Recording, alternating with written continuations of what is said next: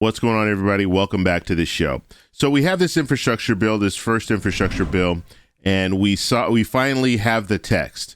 And the key bullet points are the same. So the funding that we heard about prior to seeing the text, it's pretty much the same.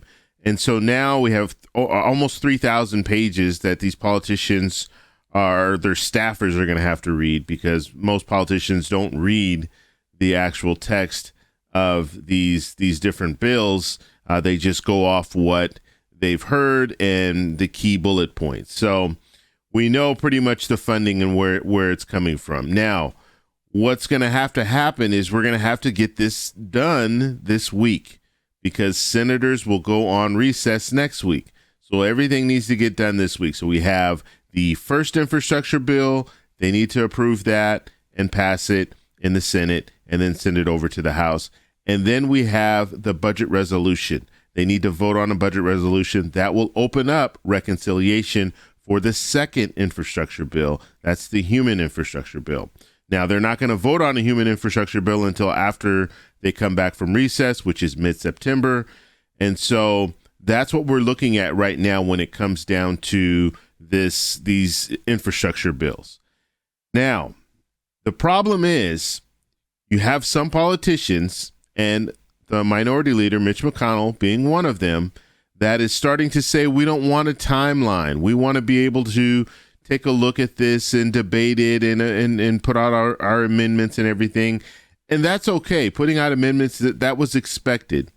But the reality is most of these legislators should know what's in this bill already. Why? Because they took part in getting it approved.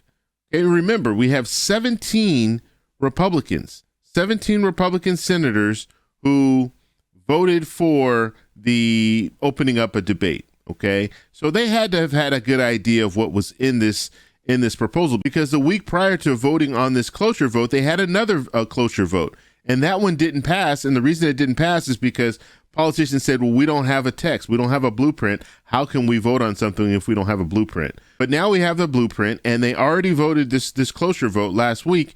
So now we're looking at a situation where there shouldn't be too many amendments. And so I want to play a clip, and this is from Mitch McConnell, the minority leader, and he's just going to be talking about this whole thing and why we shouldn't be on a time frame, why we should take our time when it comes down to it. And then I'm going to talk to you about what I think the strategy is at this point. Here we go. A number of our colleagues in both parties worked through the weekend to finalize their draft agreement on a major bill for our nation's infrastructure. So I want to thank the senators who worked hard and long to get this effort this far already. I'm confident that out of the 100 of us who serve in this body, 100 will be able to find parts of the legislation that we wish were different. But I believe our colleagues' draft text provides a good and important jumping-off point for what needs to be a robust and bipartisan process out here on the floor. Infrastructure is exactly the kind of subject that Congress should be able to address across the aisle. Roads, bridges, waterways, airports. These things are not luxuries for the greatest nation in world history. They are necessities. Necessarily, legislation like this will be big and complex. It will necessarily affect all 50 states. That's why, while I salute the hard work of my colleagues who produced the base text that's now before us, their conversations can't be the Senate's last word. Senators on both sides expect and deserve opportunities to have a say and to put their own state's imprints on this major bill. Just as infrastructure itself is not a luxury, but a necessity, the same goes for the Senate having a robust and bipartisan amendment process on legislation of this magnitude. Our full consideration of this bill must not be choked off by any artificial timetable that our Democratic colleagues may have penciled out for political purposes. Our bipartisan negotiators have already been taking this task very seriously. The American people need the Senate to continue taking it seriously as well. Okay, so that was the minority leader, Mitch McConnell. Now, the interesting thing that he's talking about is taking this seriously. Now, the way that I look at things when it comes to taking it seriously, I look at things in the sense that you need to move forward with things. You can't just keep pushing things down the road. And this, I think what the strategy is, and I think this has been the strategy all along, even though Mitch McConnell voted for this cloture vote, so he voted to open up debate. I think what they're trying to do at this point is delay as long as possible.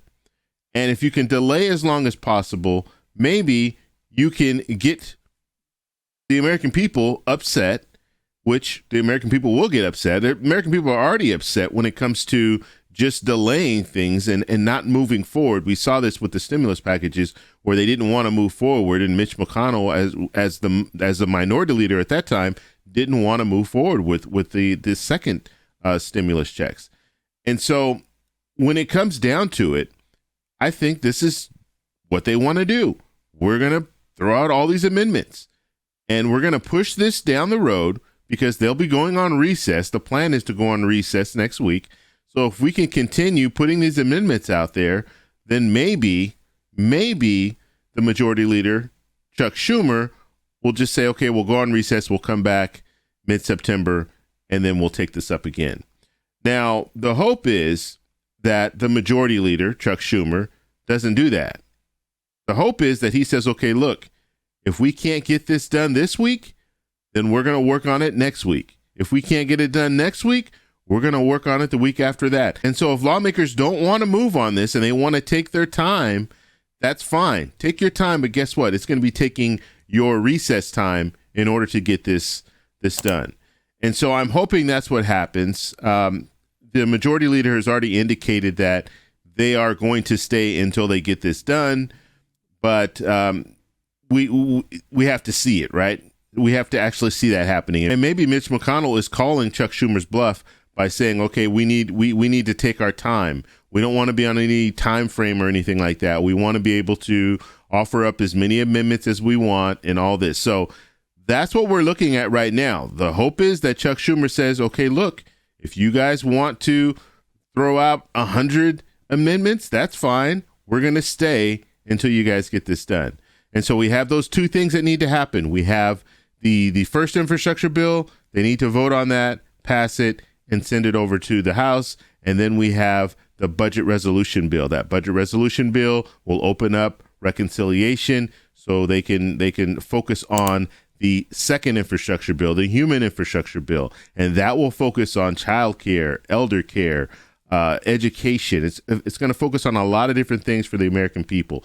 Both bills are good for the American people because when we're talking about the first infrastructure bill, that helps. That's roads, bridges, broadband. That's going to help us.